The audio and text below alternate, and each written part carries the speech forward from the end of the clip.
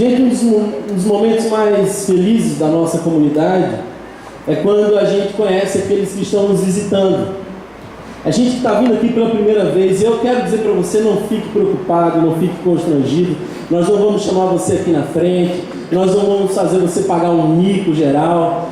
Esse rito é só para que a gente possa se aproximar de você. Então temos a equipe da integração, pessoal do colete preto, esse pessoal bonito, que tem um cartão de boas-vindas para dar para você. E basta apenas que nesse momento você levante sua mão, a nossa equipe vai até você. Se você está vindo pela primeira vez, não fique constrangido, levanta sua mão, seja bem-vindo. Continua com a mão levantada até receber o cartãozinho de boas-vindas. Esse é um ótimo momento para a família Rio sair do seu lugar, dar um abraço caloroso, acolher esses que estão nos visitando. Sejam todos muito bem-vindos.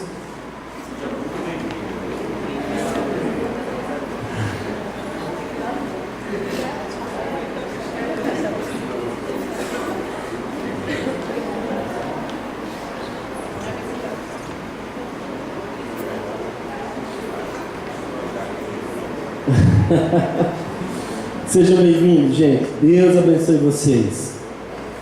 Feliz dezembro. Dezembro é o mês, na minha opinião, mais belo do ano. E eu sei que alguns aqui concordam. É mais belo do ano, com certeza, pelo dia 27, que por sinal é o meu aniversário. Coincidência. Coincidência. Mas dezembro é lindo, não só pelo meu aniversário, claro, em boa parte por conta disso, mas também porque a cidade fica mais bonita. A cidade se enche de luzes.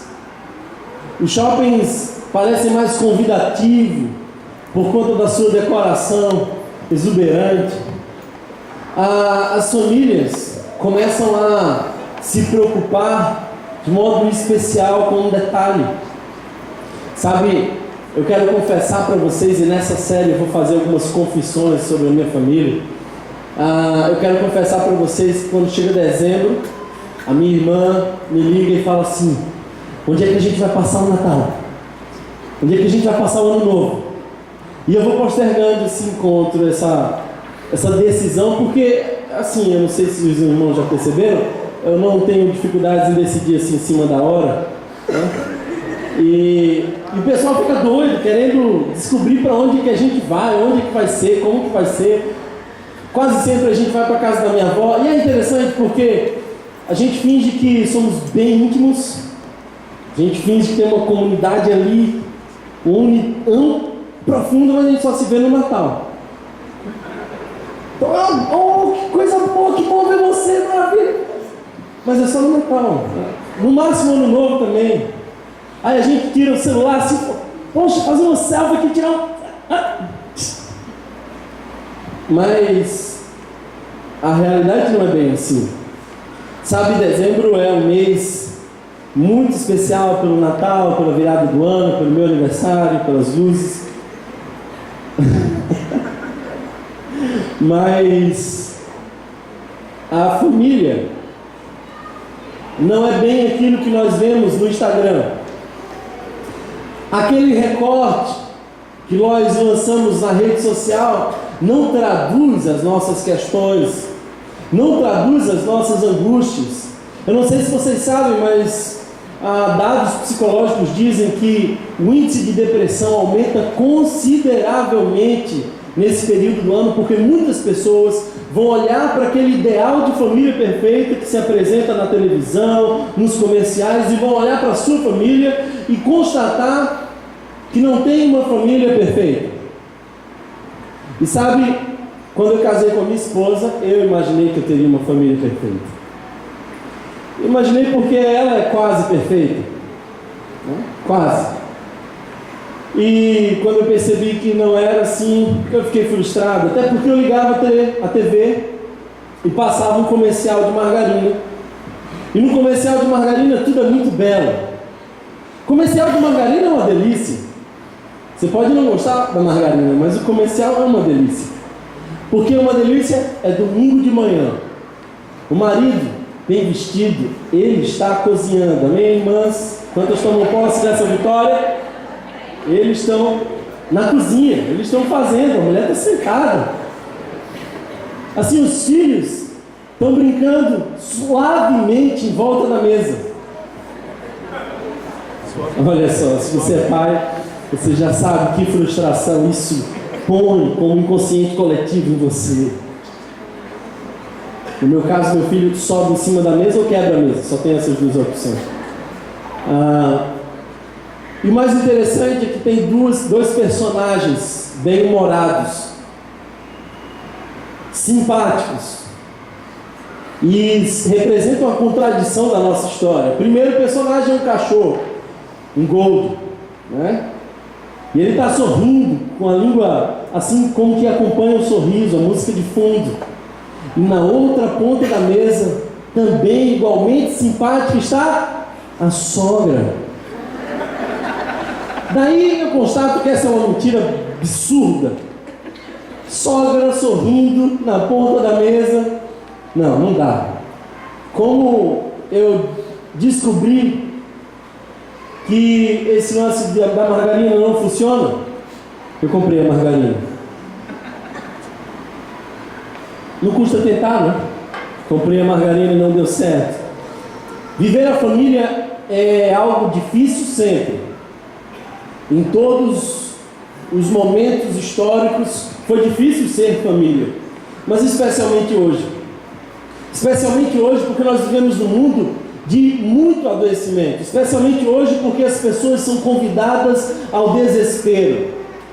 O diabo é especialista em 3 coisas: ruído, pressa e multidão. E é engraçado porque essas 3 coisas podem ser profundamente danosas a cada um de nós. Então nós vivemos numa geração que está adoecendo muito mais rapidamente. Tem sido muito comum eu receber adolescentes no meu consultório que estão doentes, tão profundamente doentes quanto adultos. Mas a única responsabilidade desses adolescentes é passar no vestibular, tirar uma nota boa na escola, mas até o vestibular e a nota boa se envolveu de uma pressão tamanha. Crianças estão aparecendo com depressão, com síndrome do pânico. O DSM está na 5ª edição e hoje ele tem 1000 páginas. Esse é o registro de doenças. Hoje ele tem 1000 páginas, mas a primeira edição tinha apenas 100 páginas. Agora, faça-me um favor, discretamente, eu sei que você não gosta muito disso, mas olhe para a pessoa que está do seu lado. A pessoa que está do seu lado vai olhar bem fundo nos seus olhos, olhe bem fundo no olho dessa pessoa. Continua olhando assim, deixa a coisa acontecer, deixa fluir. E escuta isso, uma pesquisa em Harvard diz que 1 em cada 2 pessoas está doente psicologicamente, em algum grau. Então, agora decidam entre vocês quem é o doente e quem é o normal. Decidam aí quem é o doente e quem é o normal.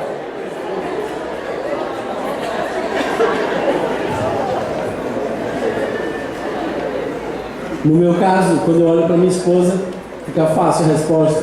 Eu estou em oração por ela. Gente, a Bíblia diz que por se multiplicar a iniquidade, o amor de muitos esfriará. Isso quer dizer que nós também estamos vivendo dias de inafetividade. O aumento da inafetividade tem sido considerável. Tanto é que um sociólogo moderno, falecido recentemente, chamado Zygmunt Bauman, ele escreve um livro sobre as relações líquidas, sobre os amores líquidos. E embora não cristão, ele consegue perceber claramente que a nossa relação é a relação do desapego. A nossa geração é a geração que não segura firme, que não tem mais vínculos, que tudo se desfaz facilmente. Daí o fato de que os divórcios estão cada vez mais comuns.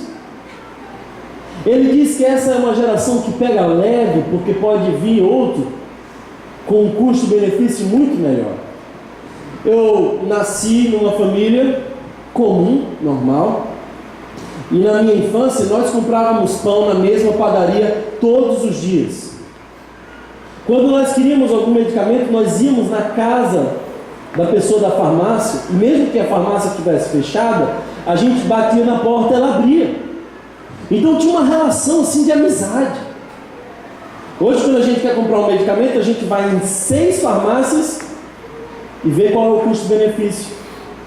Pão a gente compra onde a gente vê que tem uma promoção melhor, um lugar melhor, maior facilidade. A nossa geração não tem mais vínculos duradouros. E sabe, a nossa geração é a geração que se desapega das relações e das instituições. Daí, a razão de muitas pessoas abandonarem as suas igrejas. Não gostei dessa mensagem do pastor, não concordo com o que ele disse. Ela vai para uma outra igreja, ela desapega da instituição. Ela não considera o fato de que há uma comunidade que já abraçou ela. Então as relações são extremamente descartáveis. As facilidades nas rupturas podem gerar uma mentalidade narcisista. O que é a mentalidade narcisista? É a mentalidade que só considera o próprio eu. É gente que não consegue olhar o outro, é gente que está míope, é gente que está umbigocentricamente perdida. E aí eu lembro de uma música de Caetano, que diz assim: Narciso acha feio o que não é espelho. Nós somos a geração que julga, nós somos a geração que descarta, nós somos a geração que despreza, porque nós somos narcisistas. E como é difícil olhar para dentro de si. Mateus capítulo 7, verso 24, é o fechamento do Sermão da Montanha, o mais importante, o mais marcante sermão de toda a história. E preste bem atenção, Jesus termina o sermão dizendo da seguinte forma: aquele que ouve as minhas palavras e as pratica é semelhante a alguém que veio e colocou a sua casa sobre a rocha. Sopraram os ventos, deram contra ela as chuvas e as enchentes, mas ela permaneceu firme. Mas aquele que ouve as minhas palavras e não as pratica é semelhante àquele que construiu sua casa sobre a areia. Sopraram os ventos, caiu a chuva, chegou a enchente e a casa desmoronou, e a Bíblia diz: grande foi a sua ruína. Preste atenção em duas coisas simples aqui. A primeira delas é de que as ondas, os problemas, são iguais para os dois. Os ventos, as enchentes, as chuvas, chegam na casa daquele que é justo, chegam na casa daquele que é ímpio. Uma outra coisa que é semelhante é que os dois ouvem a palavra. Jesus está dizendo: aqueles que ouvem a palavra e praticam, aqueles que ouvem a palavra e não praticam. Não é o que você sabe que faz a diferença, é o que você faz daquilo que você sabe. E sabe, se eu pudesse traduzir hoje os ventos, as chuvas e as enchentes, eu traduziria da seguinte forma: individualismo, relativismo e consumismo. Ventos, chuvas e enchentes. Individualismo, relativismo e consumismo. Nós somos extremamente individualistas. E quando a gente casa, a gente começa a ter as nossas primeiras crises, porque e aí? A gente faz conta conjunta, conta separada? A gente casa comunhão parcial de bens, comunhão total de bens, ou a gente separa tudo? Como é que fica? E aí, inevitavelmente, esse casal vai caminhando pela via do individualismo para o divórcio, porque ninguém sobrevive numa relação olhando apenas para si mesmo. E aí, quando chega no divórcio, descobre que ele só tem uma coisa em comum de fato: filho. E com quem fica, como decide, vai para o juiz. E aí mais um fracasso familiar. Nós vivemos dias de relativismo. Eu li uma matéria que me chocou absurdamente, de um casal de lésbicas aqui da nossa cidade, que teve um filho e decidiu chamar o filho de Ariel, porque esse era o único nome que eles encontraram que serve tanto para o menino quanto para a menina. E eles afirmaram: olha, a gente não sabe o que ele é quem vai decidir quando ele crescer. Que absurdo, que tragédia. Tragédia maior ainda é esse negócio que tem crescido sorrateiramente, chamado ideologia de gênero. Eu só creio na ideologia de Gênesis. Fez Deus homem e mulher. Fui na faculdade outro dia pegar uns textos que eu estava com saudade de ler. Quando chego lá, meu professor fala assim: olha, eu vejo o seu trabalho como pastor, vejo que você tem um trabalho muito relevante, que legal, hein? Pois é, rapaz, a gente sofre muito com esses pastores de mente fechada. Tem pastor que ainda não absorveu o conceito de ideologia de gênero. E eu olhando para ele como quem diz assim: você está falando com um desses? Porque eu tenho um chão para pisar, e é a palavra de Deus. Um psicanalista moderno que não é cristão escreveu um livro chamado O Homem Sem Gravidade. Eu estou falando do autor Charles Melvin. E Charles Melvin escreve esse livro para dizer o seguinte: nós vivemos uma geração completamente diferente da geração de Freud. Porque na geração de Freud, preste bem atenção, as doenças eram fruto da repressão. Especialmente as mulheres desenvolviam doenças porque elas não tinham voz, não tinham vez, não tinham espaço, não podiam se expressar na cama, elas não podiam dialogar sobre sexo, elas viam paisagens terríveis e ainda assim precisavam calar-se. E aí a histeria, por exemplo, se desenvolvia. Mulher da noite para o dia começava a não ter mais perna, ela não sentia mais as pernas, ela ficava cega, e o médico olhava para ela e falava assim: ela está normal. E ele começa a perceber que, sob estado hipnótico, quando ele conhece Charcot, que era um mágico que usava hipnose naquela época, ele começa a perceber que, sob o estado hipnótico, as mulheres andavam, enxergavam, a histeria sumia. Então ele monta toda a psicanálise fundamentada na estrutura familiar: pai, mãe, filhos. E ele cria essa estrutura para explicar o desenvolvimento da criança. O problema é que a nossa estrutura está desestruturada. Hoje não é mais pai, mãe, filho. Hoje é pai e pai e filho, mãe e filho, ou pai, que é o cara que tem que se virar, a mulher que tem que se virar com a criança porque o outro abandonou. E aí a gente vive numa geração tão relativista que já não tem certo nem errado, faça segundo a sua própria vontade. E sabe, hoje a histeria sumiu praticamente, mas hoje tem um negócio chamado síndrome do pânico. Hoje tem outras doenças de ansiedade e transtornos ligados a essa ausência da referência. Sabe, queridos, nós temos grandes desafios, porque nós vivemos, por exemplo, numa sociedade extremamente consumista. Às vezes eu encontro os pais falando assim: olha, estou ficando pouco com meu filho, estou ficando pouco com a minha filha, estou preocupado com isso. E eu disse: mas por que você fica pouco com seu filho, com sua filha? Não, porque eu estou fazendo meu trabalho assim um pouquinho mais, tem uma carga horária um pouquinho maior, para ter dinheiro. E eu também estou fazendo assim um curso de final de semana, uma pós-graduação, que é para aumentar o currículo. E aí eu, aumentando o currículo, eu começo a ter uma renda melhor para colocar meu filho numa escola bilíngue. Teu filho não precisa de uma escola bilíngue, teu filho precisa conhecer a língua da afetividade.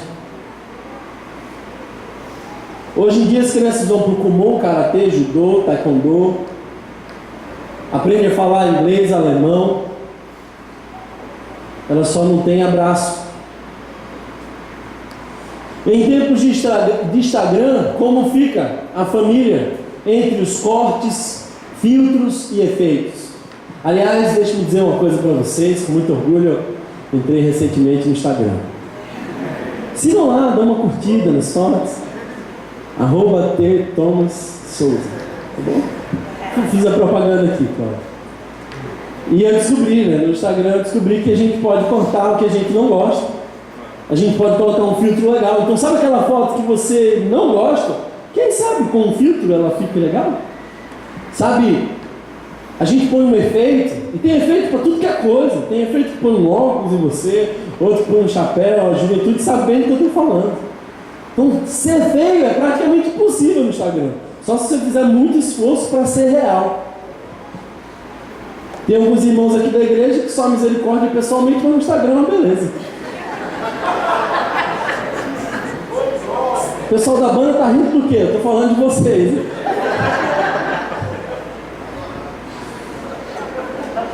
Sabe, gente, nós somos a geração que esconde o que é feio. Nós somos a geração que se esforça em aparentar a beleza. Mas eu não vejo na Bíblia isso. Na Bíblia eu não vejo os cortes. Na Bíblia não tem filtros. A vida é como a vida é. Na Bíblia nós observamos, por exemplo, que o único efeito que se pode ter é o efeito da graça. E são maravilhosos os efeitos da graça. Quando eu vejo a família de muitos, eu fico com inveja. Mas quando eu vejo a família de Jesus, me dá até dó. Se não, olhe comigo o texto de Mateus capítulo 1, verso 1 em diante. Mateus capítulo 1, verso 1 em diante. Nós vamos ler um texto muito gostoso, assim, um texto legal de se ler, aquele que a gente nunca sente a tentação de pular. Alguém entende o que eu estou falando aqui? Vamos ler uma deliciosa genealogia no dia de hoje. Mas até textos como esse tem algo a falar ao nosso coração. Quantos creem que Deus vai falar hoje conosco? Amém. Então prepare seu coração. Registro da genealogia de Jesus Cristo, filho de Davi, filho de Abraão. Abraão gerou Isaque, Isaque gerou Jacó, Jacó gerou Judá e seus irmãos, Judá gerou Pérez e Zerá, cuja mãe foi Tamar. Pérez gerou Esrom, Esrom gerou Arão, Arão gerou Aminadab, Aminadab gerou Nasson, Nasson gerou Salmão, Salmão gerou Boaz, cuja mãe foi Raabe. Boaz gerou Obed, cuja mãe foi Ruth. Obed gerou Jessé, e Jessé gerou o rei Davi. Dá uma pausa aqui, olha bem para mim. Se você, minha irmã, está grávida, eis aqui bons nomes para o seu filho. Você pode escolher um desses nomes aqui. Inclusive a minha irmã, amanhã ela vai ter filho, filha, Sofia. Mas dá tempo de mudar ainda, minha irmã. Você pode escolher um outro nome assim, tão legal quanto esse. Sigamos. Essa parada foi inútil, completamente inútil. E Jessé gerou o rei Davi, Davi gerou Salomão, cuja mãe tinha sido mulher de Urias.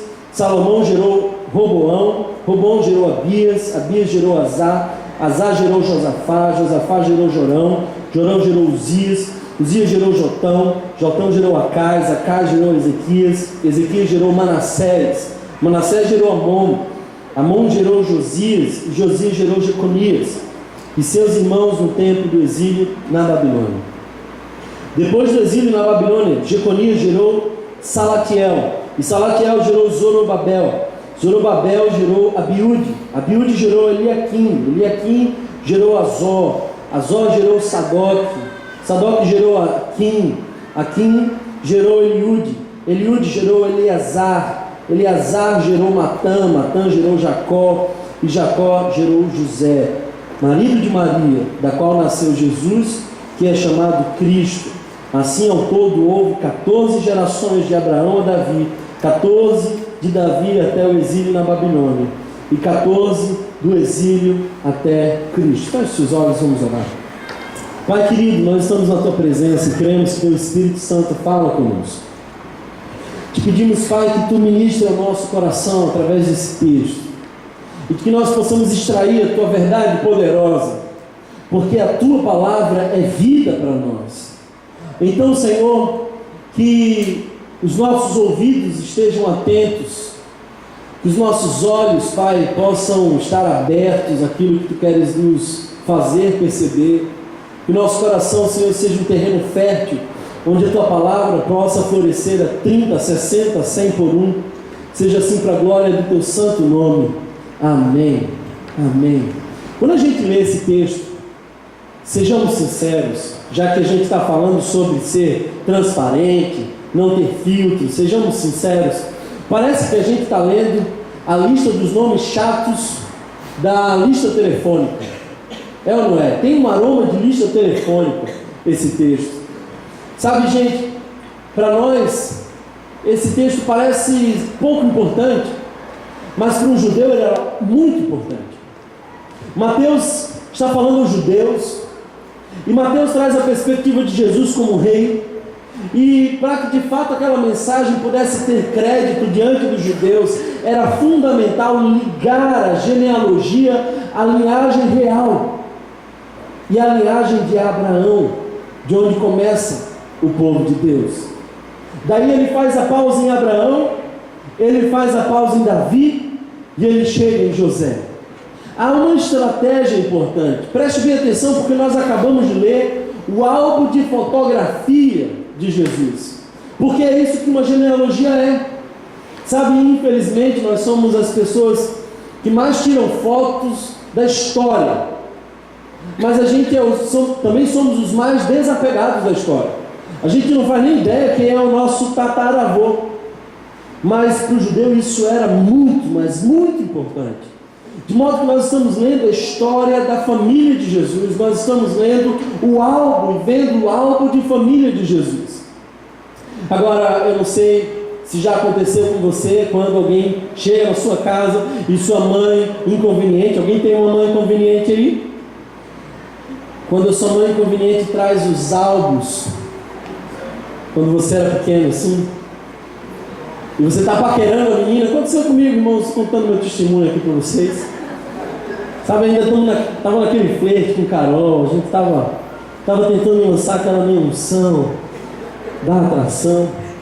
Ela foi lá em casa, minha mãe chegou com os álbuns de fotografia. Olha aqui, meu filho, como é? O orgulho do meu filho querido. Olha que coisa linda. Quando ela abriu a primeira página, era uma terrível foto minha na adolescência. Eu era uma coisa na adolescência. Se você já viu uma foto de Marçal, sabe bem do que eu estou falando. Na infância, se o tempo foi generoso com o irmão, e a gente fica com vergonha. Tem foto que a gente quer esconder. Tem uma foto que eu tenho vergonha de mostrar essa foto para vocês. Por favor, não façam isso comigo. Jamais mostrem essa foto. Mas sabe o que é mais interessante? No álbum de Jesus, nenhuma foto é escondida, nenhuma pessoa é omitida. Eu conheço famílias que têm vergonha de dizer quem são os parentes da sua casa. Um dia uma menina chegou para mim e falou assim: eu tenho um negócio muito sério para falar com você. Meu irmão é quem? Outro dia um cara chegou preocupadíssimo, contou 1 hora de história para dizer assim: olha, meu outro irmão está na cadeia. A gente sente vergonha dessas coisas. Mas sabe, o álbum da família de Jesus está completo. E mais interessante que isso é observar que no álbum da família de Jesus tem pessoas que eu e você teríamos a maior vergonha de mostrar. É gente que eu e você jamais queríamos ter como gente da nossa casa, gente da nossa família, gente que nós não nos orgulharíamos de dizer é da nossa família. Se não, preste bem atenção, porque aqui nós começamos com Abraão, Isaac e Jacó. E se tem uma família que mostra padrões comportamentais repetitivos, são esses 3. Abraão mente, e Isaac mente, e adivinha só, Jacó é conhecido como o grande mentiroso. As coisas vão se repetindo, sabe? Abraão tem um filho com Agar, mas depois ele tem um outro filho E sabe o que ele faz com o filho que ele tinha antes? Ele despreza, ele rejeita. E é tão triste a história que o menino vai para o deserto e Deus, a Bíblia diz que Deus ouviu o choro do menino no deserto. Abraão escolheu um. E o que acontece é que Isaac também escolhe. A Bíblia diz que Isaac teve 2 filhos, quem sabe? Esaú e Jacó. A mulher de Isaac gostava de Jacó, mas o filho preferido de Isaac era Esaú. E mais uma vez, divisão na família. E se você prestar atenção, o comportamento, o padrão de comportamento repetitivo na família continua, porque Jacó tem 12. E qual é o preferido dele? José. Isso causa inveja no outro. Você percebe que não é só na sua casa que esses padrões de comportamento repetitivo vão acontecendo. Tem gente que chega para mim e fala assim: olha, o meu pai era mulherengo, o meu avô, ele gostava muito do negócio. E assim, eu tô lutando, né? Você não precisa repetir a mesma história. E nós vamos falar sobre isso. Mas se você observar a genealogia de Jesus, começa com pessoas que não eram exemplo em muita coisa. Por exemplo, preste atenção, porque na genealogia de Jesus aparece 4 vezes mulheres. E não aparece porque tinha que aparecer, aparece como um detalhe. Não sei se você percebeu, mas na leitura fazia questão de dizer: esse aqui era mulher, esse aqui era marido de ciclano de tal, esse filho aqui foi gerado por Beltrano de tal. 4 mulheres rejeitadas. A primeira delas é Tamar. E preste atenção, porque a história de Tamar é de chocar a cada um de nós. Porque Tamar nos lembra o fracasso de Judá. Porque, não sei se você sabe da história, mas Judá era o sogro dela. E ela, a nora de Judá, gerou um filho do próprio sogro. Um outro nome de mulher que aparece aqui é Raabe. O nome de Raabe está na genealogia de Cristo. Olha só que coisa interessante. Sabe por quê? Porque quando Josué chega com o povo de Deus para possuir a terra de Jericó, havia uma mulher que morava em cima das muralhas. As muralhas não eram muros fininhos, eram muros enormes, dava para construir uma casa em cima. E em cima daquelas muralhas sempre tinham soldados o tempo inteiro. Então os soldados iam fazendo as trocas de turno. E aquele muro ali era marcado muitas vezes por prostituição. Porque um soldado olhava para o outro e falava assim: ó, segura aí um pouquinho o turno, que eu vou aqui resolver o negócio, volto já. E sabe onde ele ia? Ele entrava na casa de Raabe. Porque Raabe era uma prostituta. Imagina só, eu perguntar para você: me conta a história da tua família. E você fala: olha, porque eu tenho uma tia minha que ela é prostituta. Que coisa estranha. Esse fato poderia ter sido omitido, poderia tirar da foto do Instagram, mas está aí. Sabe, uma outra mulher que aparece nesse texto é Ruth. E Ruth foi uma serva do Senhor, mas alguns esquecem o detalhe de que ela era moabita. Ela não era do povo de Israel, ela era uma estrangeira. Daí o fato de Hebreus poder afirmar que Jesus é sacerdote da ordem de Melquisedeque, porque Jesus não está preso a uma linha de uma nação. Ele é pai de todos, sobre todos ele governa. E aqui está Ruth, uma moabita. Um outro nome que aparece aqui é Batseba. E é interessante porque o texto não aparece o nome Batseba, aparece a mulher de Urias. Davi gerou um filho com a mulher de Urias. Você conhece essa história? O texto começa assim: primavera, época em que os reis iam para a guerra. Davi estava no palácio.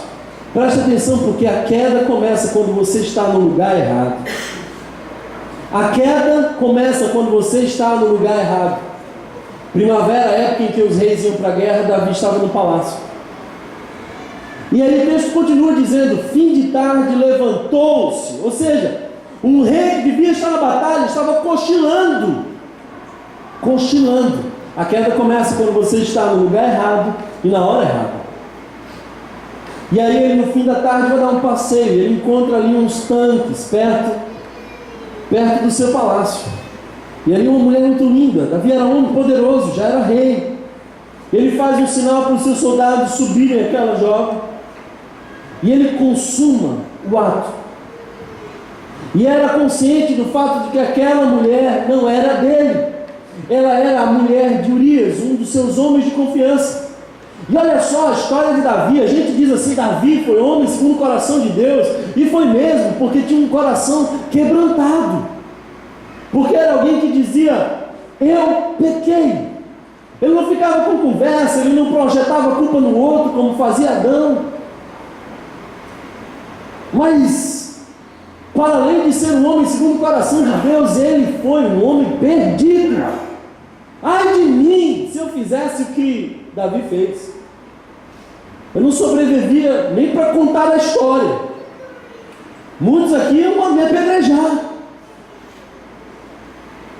Sabe, Davi tramou um plano e disse assim: olha, peguem Urias e botem ele na linha de frente na batalha, porque eu quero que ele seja bucha de canhão. E quando ele morrer, me tragam a notícia de que ele morreu, porque aqui eu já me resolvo em caso com essa mulher. E ele achou que tinha resolvido o problema, quando Natan, depois de algum tempo, chega lá e fala assim: eu quero te contar uma história de um homem que tinha muitas ovelhas e pegou a ovelha do vizinho. Sabe por quê? Porque parece que ninguém vê, mas o Eterno vê. Nós somos eternos flagrantes diante dos olhos do Senhor.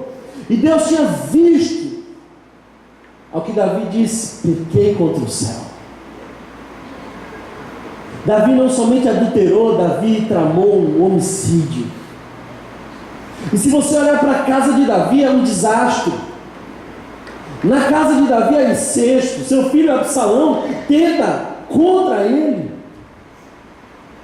e faz o próprio pai fugir. Davi tem que se fingir de morto, Davi tem que se fingir de louco, Davi tem que fugir para os desertos, ficar nas cavernas.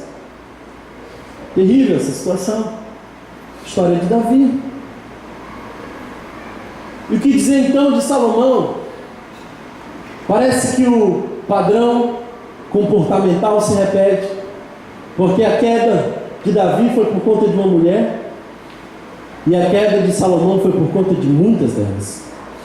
Salomão teve 1000 mulheres. Ele levaria mais de 1 ano, mais de 3 anos, aliás, para visitar uma delas por noite, até voltar ao começo da fila. Eu te garanto que o Salomão não aguentava esse ritmo muito tempo. Ele se perdeu, corrompeu a sua sabedoria. Aqui, nessa lista que nós acabamos de ver, aparece o nome de Roboão, um rei corrupto que dividiu o império e andou por caminhos malignos. Está aqui, família de Jesus. Agora, se tem um nome, se me dissesse assim: tira o nome que você assim acha que é mais terrível estar nessa lista, eu com certeza, sem dúvida alguma, tiraria o nome de Manassés. Eu não sei se você sabe quem foi Manassés, mas na minha opinião ele foi o pior homem da humanidade. Porque a brincadeira de Manassés foi longe demais. Manassés chegou ao cúmulo de se envolver com a bruxaria e no ato da sua perversidade sacrificou 2 filhos a uma divindade amonita, ao deus Moloque. Você tem noção do que é um homem sacrificar os 2 filhos a uma divindade pagã? A Bíblia diz que ele sai do trono e é levado como escravo. Ganchos são postos no seu nariz e ele é puxado numa fileira como um escravo. E lá dentro do cativeiro, ele chora, ele ora, ele lamenta, ele clama por perdão, ele se arrepende dos seus pecados, ele considera os seus caminhos, ele se volta para o Senhor. E aí Jonas estava certo, porque Jonas disse: eu sei que tu és acerca de Deus, de coração bondoso, e que perdoas aquele que se arrepende. Até mesmo para Manassés houve perdão. Sabe, eu não sei se você chegou aqui dizendo: Thomas, você não sabe o que eu fiz, eu cometi um aborto na minha adolescência, eu carrego essa culpa por muito tempo, eu tentei contra a vida de um familiar, eu carrego isso como uma sombra. Eu, há alguns anos atrás, tive um caso, um adultério, e silenciei isso perante todo mundo, só eu e Deus sabemos, mas essa culpa me esmaga. Deixa-me dizer algo: eu vim pregar sobre um Deus que é capaz de perdoar a Manassés, e Ele também é capaz de tirar toda a culpa e todo o peso do teu coração. Mas Manassés está no álbum de família de Jesus, o que me faz constatar de que não existem famílias perfeitas, mas existem famílias saudáveis. E a ausência de conflitos não é o que sinaliza uma família saudável. Família saudável vai ter conflito, porque os ventos, as chuvas, as enchentes chegarão. Mas a maneira como nós encaramos os conflitos, isso sim aponta para uma família saudável. O problema não está na força do vento, na intensidade das tempestades, mas na estrutura que nós temos para enfrentá-la. Hoje, eu quero que você saia daqui dizendo assim: eu quero estar firmado na rocha. Eu quero construir uma casa tão sólida, capaz de enfrentar os ventos fortes, as enchentes e as chuvas torrenciais. Sabe, amados, quando eu leio esse texto, e eu sei que ele parece para nós enfadonho, mas carrega 3 preciosas lições para nós. E se você pode, tome posse dessas palavras, escreva elas não apenas no seu caderno, mas no seu coração. E entenda que essas 3 lições podem fazer toda a diferença na sua família. A primeira delas é: seu passado não deve limitar você. Seu passado não deve limitar você. Não importa o que aconteceu lá atrás, hoje Deus pode transformar tudo e fazer tudo ser novo. Tem um coach chamado Tony Robbins, que ele tem uma frase interessante que eu gosto muito, que diz assim: cure o menino e o homem aparecerá. Sabe qual é o problema de muitas famílias? Meninos feridos do passado que imprimem as suas dores do passado na relação do presente e estragam o futuro. Mulheres que casaram com meninos feridos, homens que casaram com meninas feridas, e essas feridas vão prejudicar. Hoje é o dia que Deus te trouxe aqui também para curar o teu passado. Jean-Paul Sartre, filósofo existencialista, todos aqui sabem que eu gosto um pouco dele, tem uma frase interessante. Ele diz assim: família é como varíola, nós temos na infância, mas aquilo fica marcado para o resto da vida. Sabe, não precisa ser assim. Essa ferida pode cicatrizar. Ah, Thomas, você não sabe o que eu enfrentei.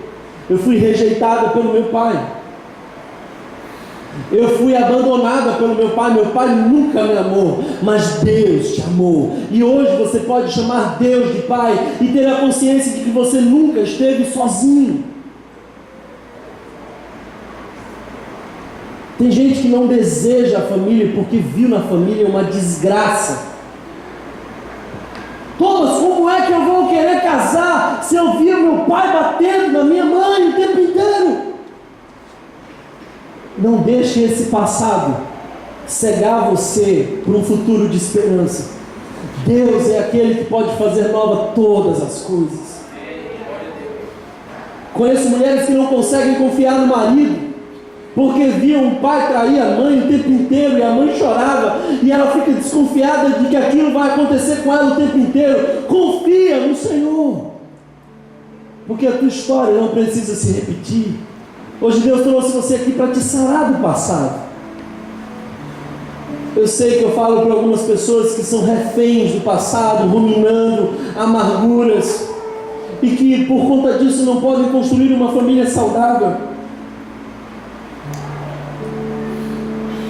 E aí vão repetindo a história, pai e filho vão se parecendo, e aquela música de Elis Regina vai se encarnando em nós. Nossos ídolos ainda são os mesmos, e as aparências não enganam, porque nós somos como os nossos pais. Mas não precisa ser assim. Não deixe os fantasmas do medo, não deixe os fantasmas da angústia cegarem você. Tem gente que me ouve aqui que está dizendo assim: eu estava pensando na minha família, meu pai, ele é depressivo, meu tio tem esquizofrenia, minha mãe não é lá muito bem das pernas e da cabeça. Minha história de vida é um milagre. Sim, é um milagre, porque Deus pode interromper esse ciclo doentio e transformar a tua vida daqui para frente. Você não precisa passar para os seus filhos a mesma herança que o teu pai te passou. Todo pai deixa para o filho uma herança. Qual será a herança que você deixará para o seu filho? Uma vez eu ouvi um jovem dizendo assim: meu pai fumava maconha comigo, eu e meu pai, a gente dava um beck juntos. E eu ouvindo isso, e o Espírito Santo falando no meu coração, dizendo assim: eu quero quebrar esse ciclo. E como me dói ver pessoas assim, presas ao passado. Sabe, na faculdade de psicologia a gente estuda uma disciplina chamada behaviorismo. E a ideia do behaviorismo é que nós somos seres condicionados e nós inevitavelmente vamos responder a esse condicionamento. E a disciplina que eu tive tinha a parte prática. E a parte prática era a seguinte: nós tínhamos um ratinho de verdade. O ratinho ficava lá no laboratório, nós íamos condicionar o ratinho a dar as respostas que nós queríamos. Então nós tínhamos uma máquina que dava um choque, e do outro lado nós tínhamos uma máquina que dava alimento. E nós íamos condicionando o ratinho, era uma diversão. Eu batizei o meu ratinho de Bob Marley, porque ele tinha um olho bem vermelho. Quem tem ouvidos para ouvir, entenda. E sabe, eu tirei 10. Condicionei o meu ratinho. Ele fazia tudo como tinha que ser. Mas sabe qual é o problema do behaviorismo? É de que nós não somos ratinhos. E de que para além das alturas há um Deus que quebra ciclos e nos faz enxergar além do que jamais nos fizeram ver. Thomas, mas você não sabe quais foram os estímulos que eu recebi. Você não sabe as pancadas da minha história, como me criaram para ser frágil, indefesa. Conheço mulheres que não serão felizes jamais com nenhum homem, porque o pai criou ela para ser uma princesinha, mas uma princesinha tão grande que ele aprisionou ela na ideia de um homem perfeito, e nenhum homem é capaz de quebrar isso. Você pode ir além dos seus condicionamentos, você pode romper com as estruturas do passado, e hoje não achar a família perfeita, mas encontrar uma família feliz, para a honra e glória do Senhor. Sabe, uma das formas de quebrar as estruturas é perdão.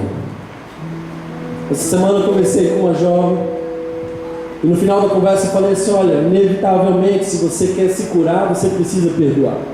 E ela começou a chorar e disse: essa é a parte mais difícil. A gente não perdoa quem merece, é por isso que se chama perdão. Perdão é uma atitude de graça, o perdão é um sinal da misericórdia.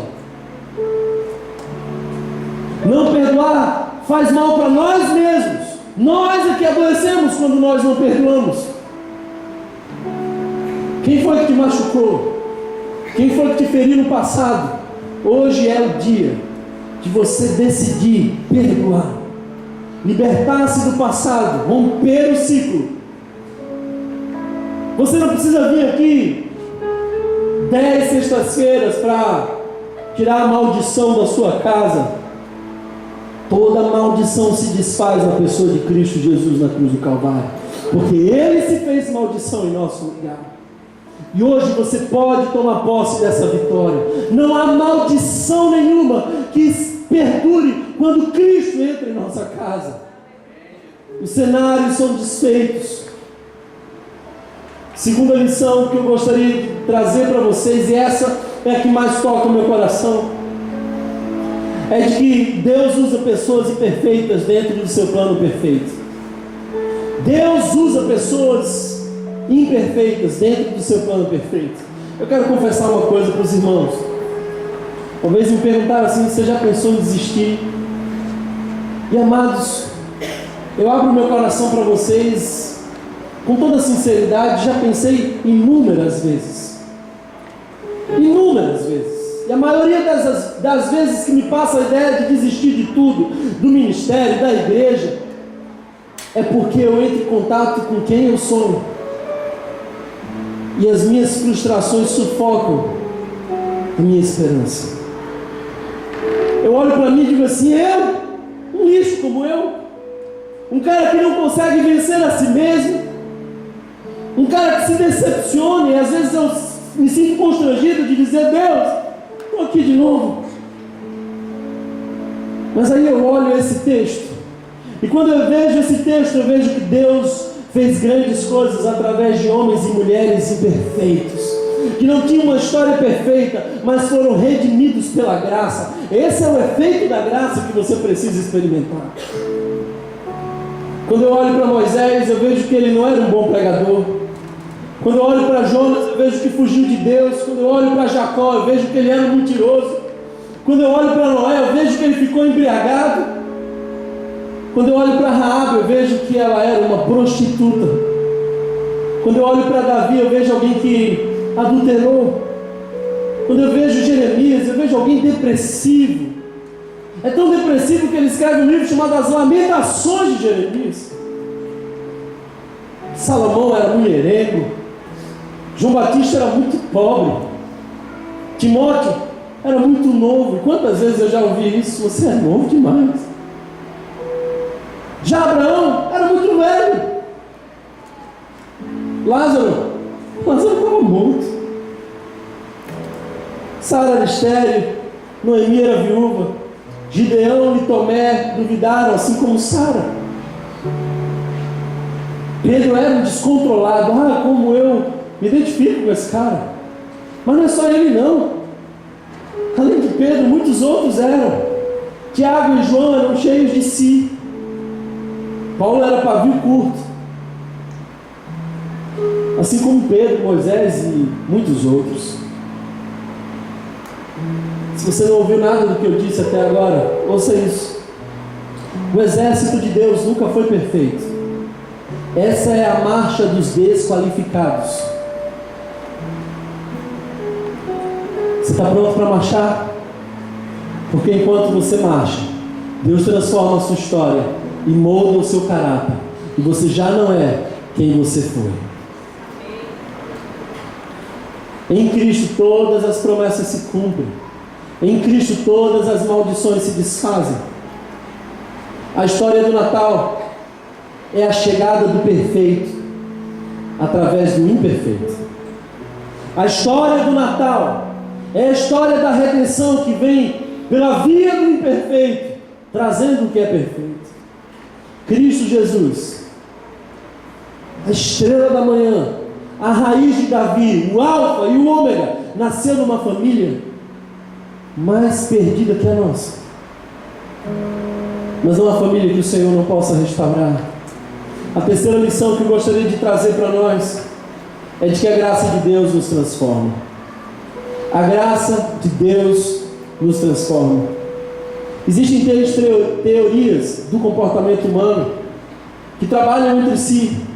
A primeira é a teoria genética. Eu sou o que os meus pais compartilharam a partir dos seus genes comigo. Então eu vou imprimindo muito do que eu tenho no meu próprio corpo. A outra teoria do comportamento é a teoria psicológica. Eu sou muito do que eu vivi na minha infância, na minha adolescência, as influências que me carregaram de sentido, e daí para frente eu vou reagindo conforme essas influências. A terceira teoria do comportamento é a social. Você é aquilo que você viu, as condições que você tinha. Se você nasce em uma favela, se você não tem condição física, se tudo que você vê é miséria, a tua mente provavelmente se condicionará àquela realidade. Pois bem, eu digo que Cristo Jesus muda qualquer situação, para além das teorias do comportamento. Sabe, amados irmãos, todas essas teorias têm a sua verdade, não podem ser descartadas, mas a graça de Deus transforma o cenário. Não importa como é a sua casa hoje, como é a sua família, Deus pode quebrar os padrões, transformar a sua história. Eu não sei se alguém aqui hoje tem enfrentado problemas sérios na sua casa, mas eu quero dizer para você que Jesus passou, e quando Ele passa, traz esperança. Um texto que me veio ao coração foi o texto da viúva de Naim. O filho da viúva de Naim. Naim era uma cidade, a mulher já era viúva. Isso já era uma tragédia, porque os homens eram responsáveis pelo suporte financeiro. Quando ela ficava viúva, ela perdia tudo. E ela só tinha um filho, e agora o filho também morre. Quando tragédias acontecem na nossa casa, quando problemas nos sobrevêm, nós fazemos 3 perguntas. Eu sei que você já fez uma delas, ou talvez as 3. Sabe quando você perdeu aquele filho? Sabe quando você viveu aquele abandono? 3 perguntas que nós fazemos. A primeira delas é: por que isso? Por que isso? A segunda é: por que comigo? Logo comigo, servo do Senhor. Logo comigo, homem de Deus. Terceira pergunta: por que agora? Por que logo agora? Conversei com uma pessoa essa semana que descobriu diagnóstico de câncer, e ela disse que estava tudo melhorando para mim. Por que agora? Ouça bem o que eu vou dizer. O texto vai dizendo que eles estão saindo da cidade com um caixão, e aquela mulher está chorando de desesperança. O funeral não acabou, ela não tinha sepultado ainda. Olhe bem para mim, preste atenção numa coisa. Eu sei que há muitos aqui que estão vivendo essa situação. Deram de cara com o limite. O fim ainda não chegou, mas o caminho já está sendo um funeral. Você chega em casa e olha para o seu marido e é um funeral. Você olha para o seu filho e vê ele mais uma vez fazendo aquilo que não deveria fazer, e é um funeral. E as coisas vão de mal a pior, e de mal a pior, e tudo que você consegue é chorar. Mas aquele texto fala também que do outro lado viu uma multidão celebrando os milagres, e daquela multidão, do meio da multidão, sai Jesus. Jesus sai de uma multidão e entra na outra. Alguns celebrando o milagre, outros chorando a desgraça. Jesus entra na multidão que chorava, toca naquele caixão e levanta aquele menino. Você consegue imaginar a cena? Mergulha nessa cena. Uma família desesperada, uma cidade em prantos. Então Jesus aparece e muda a cena. Jesus muda a cena. Eu imagino que aquele caixão ficou no meio do caminho. Ninguém carregou ele de volta para mais nada. Eu imagino que aquela mulher jogou o lenço para cima e se abraçou com aquele que estava morto. Foi desatando ele, porque antes o funeral era com alguém atado. E ia desatando, o menino respondendo a voz, o rosto aparecendo. Ela o põe nos braços e grita: filho de Davi, tu és a minha esperança. E aquilo que era funeral virou festa. Aquele povo estava chorando. A Bíblia não fala nada disso, eu estou conjecturando. Eles saem para matar um cordeiro, fazer um churrasco, e vão celebrar a noite inteira. Aquela música que era suave, de tristeza, muda para celebração. As carpideiras contratadas para chorar profissionalmente são dispensadas. Jesus ainda é o mesmo que muda a história. E talvez você chegou aqui hoje carregando o caixão da sua família, o caixão do relacionamento. Talvez você chegou aqui hoje chorando aquilo que você acha que não tem mais esperança. Mas eu vim aqui dizer que Jesus está passando, e onde Ele passa, Ele traz consigo esperança. Não importa a imperfeição da sua família, as suas dores, aquilo que você sofreu, você não pode ficar preso ao passado. Hoje ponha os seus olhos em Cristo. Sabe, gente,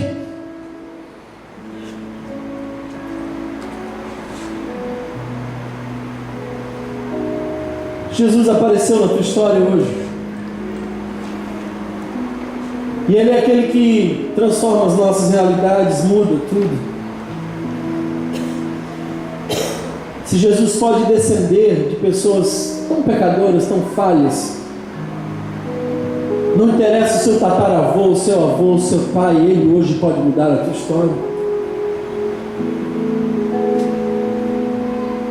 Sabe uma frase que me tem tomado o coração? Você pode mudar a sua vida num minuto. A nossa vida toda pode mudar em um momento, em um encontro. Olha para a Bíblia e você vai ver que os encontros com Jesus eram tão intensos que a pessoa já saía de lá diferente.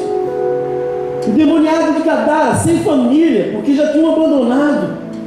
A sociedade queria prender, encontra com Jesus. Deus transforma. Deus transforma a perspectiva. E hoje eu creio que pode ser o dia de Deus transformar a sua perspectiva. Sabe, se você puder, abra sua Bíblia comigo em Lucas. Abra sua Bíblia em Lucas. Eu já estou caminhando para o final, mas eu quero ler esse texto com você. Lucas capítulo 1,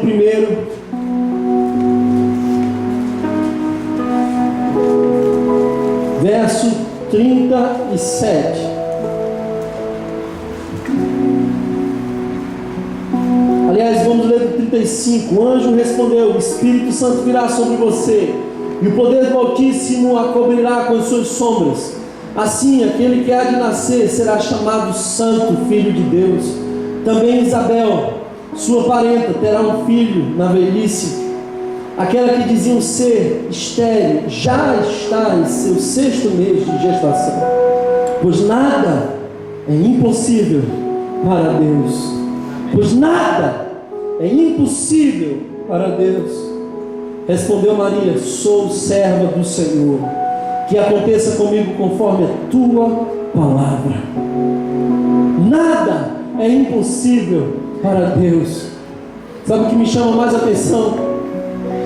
É de que o anjo vem anunciando a intenção de Deus de redimir a história, e aquela mulher simples, de uma família bagunçada, diz: sou tua serva, nada é impossível, eu creio, faça como você quiser na minha vida.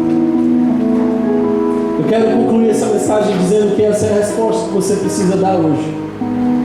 Não sei como anda a sua casa, seus filhos, não sei os seus sonhos, não conheço os seus dramas, Mas hoje você precisa dizer: sou tua serva, sou teu servo, faça conforme for a tua vontade. Eis-me aqui, Senhor. Eis-me aqui, Senhor. Começa em mim, me usa, me engravida da esperança de uma transformação. Me transforma a começar em mim, dentro de mim. Planta em mim a esperança.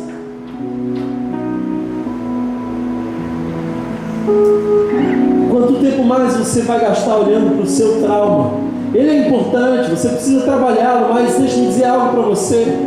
Põe os seus olhos no futuro, em Cristo, na redenção, na glória que está por vir. Uma coisa eu faço, esquecendo das coisas que para trás ficam e avançando para as que estão diante de mim.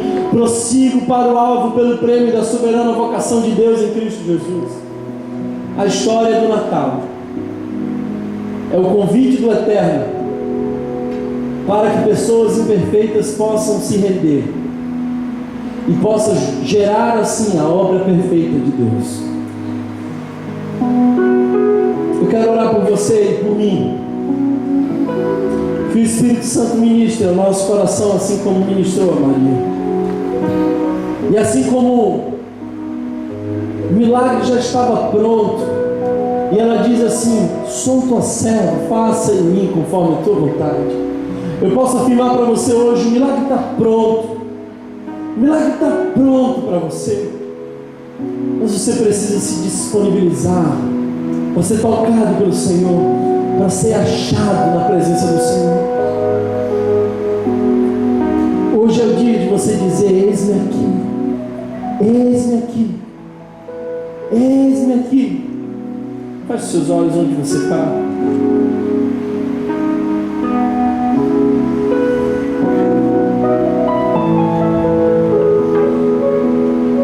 Eu quero que você olhe agora para a cena da sua rejeição. Olhe agora para a cena da sua frustração, aquela cena que te fez chorar tantas vezes, que te doeu a alma, aquilo que abriu uma ferida em você. Olha para isso agora. Volta lá para o teu passado, porque hoje você vai se despedir dele.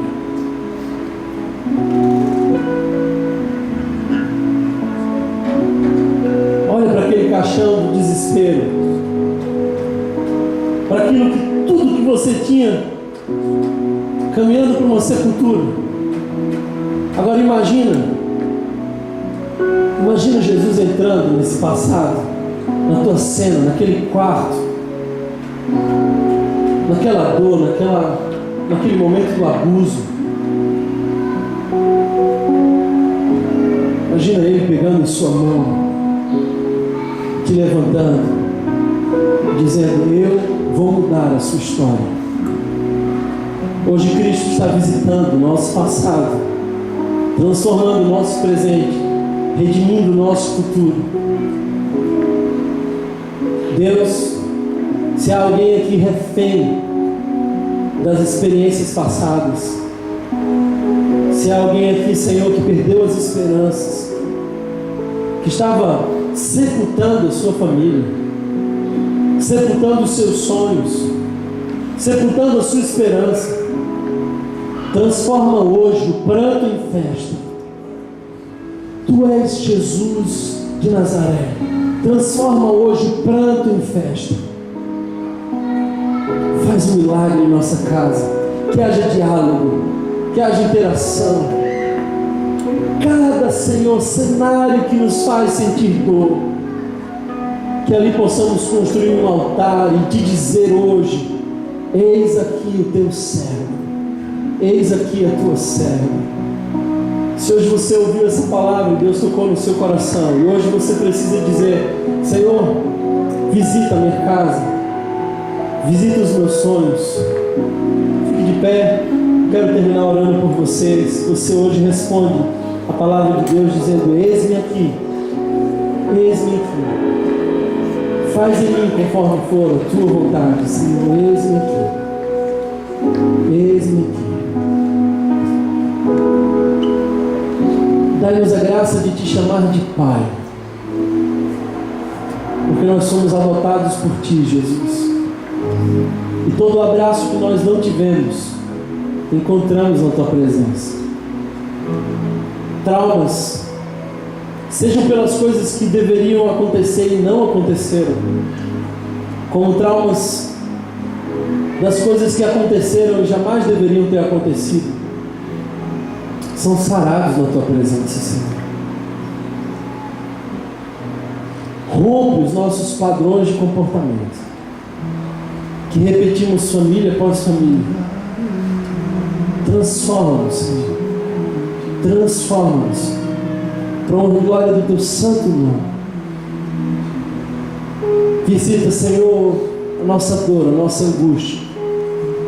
E assim como aquela mulher que tinha perdido tudo, transforma, Senhor, o pranto em festa e faz um milagre.